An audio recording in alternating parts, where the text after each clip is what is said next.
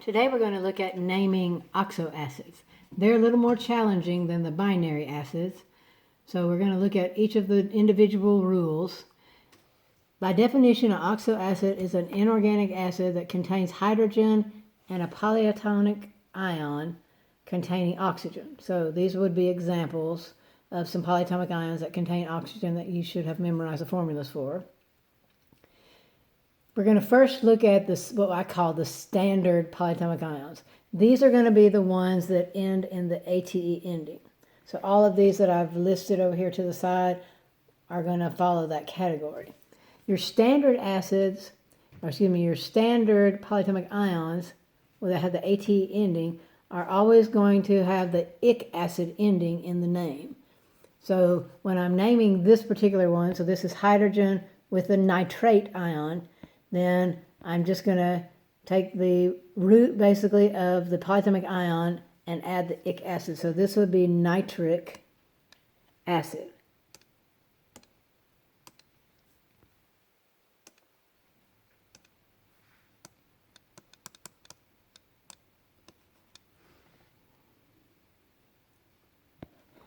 Now if I look at my second grouping, I have hydrogen with the sulfate ion.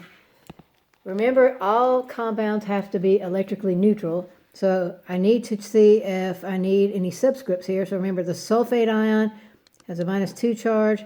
Hydrogen, when it's with a nonmetal or a polyatomic ion, has a +1 charge. So that means I would need a subscript of 2 to complete the formula for hydrogen with the sulfate ion. If I want to name this one is going to be sulfuric acid. If you'll notice, this is different than the binary acids in that we do not begin these with hydro. So oxoacids are acids that have more than 3 elements, or polyatomic ions with the oxygens do not begin with hydro. One more example then, we have hydrogen with the phosphate ion. Phosphate ion has a -3 charge, so I need to make this part have a +3 charge, meaning I need 3 hydrogens to complete that formula. And then the name for this particular one would be phosphoric acid.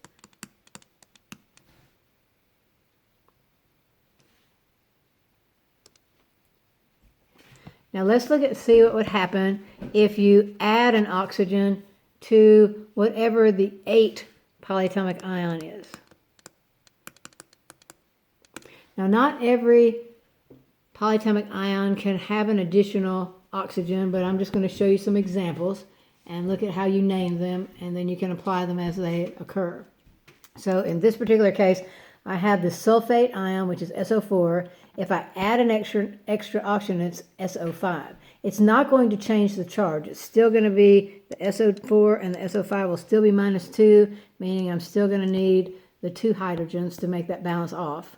But what's going to happen is the name is going to change a bit. So I'm going to keep the ic acid ending, but I'm going to add per to the beginning to indicate that I've added that extra oxygen. So for H2SO5, the actual name is going to be per and then sulfuric acid. So this part stays the same. We simply add the per to indicate that we have added an additional oxygen to whatever sulfuric acid is. So if we had H3PO5, remember H3PO4 was phosphoric acid because that's the phosphate ion, but I'm adding an additional oxygen, so the difference here would be that I would have per and then phosphoric acid.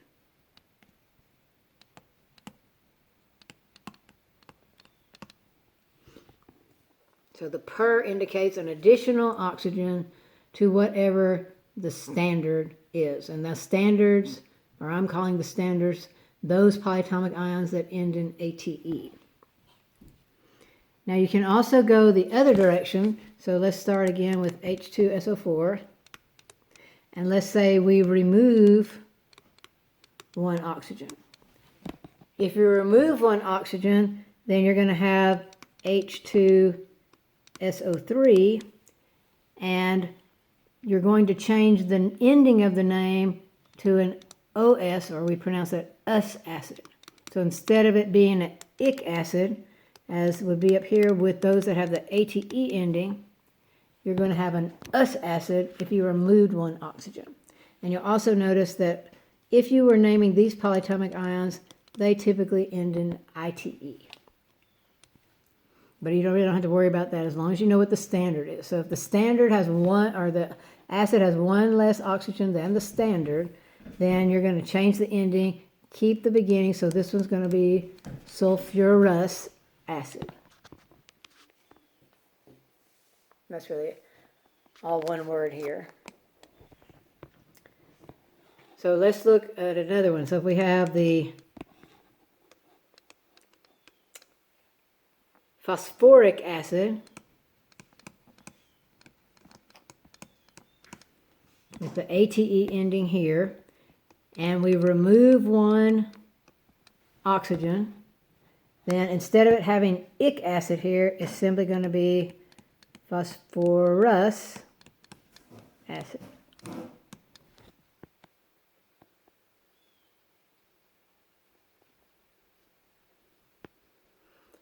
There's one additional type of oxoacid you can have, and that's if you remove two oxygens from whatever the 8 ending or the standard polyatomic ion is.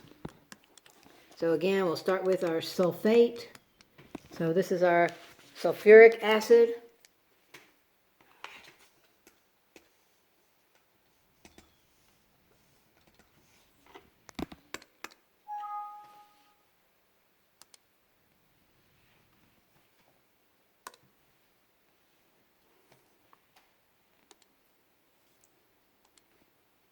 So we're going to start with our sulfuric acid. I don't know why it keeps cutting off on me.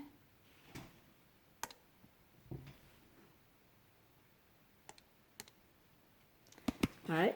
So here we have our sulfuric acid, which has the 8 ending. If I remove two oxygens, it's going to be H2SO2. If I removed one oxygen, remember it's going to have the US acid ending. So I'm going to keep that same ending. So this will be sulfurous acid. But I'm going to add a prefix to indicate that I've lost a second oxygen, which is going to be hypo.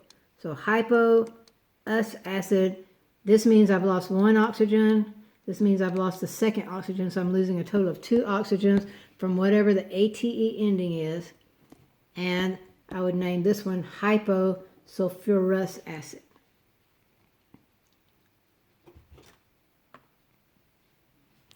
So let's look up with this one at our phosphoric acid. If I remove 2 oxygens from it, remember removing 1 oxygen was phosphorus acid. If I remove 2, the only difference is I'm going to put hypo at the beginning of the phosphorus acid. So it'll be hypophosphorus acid.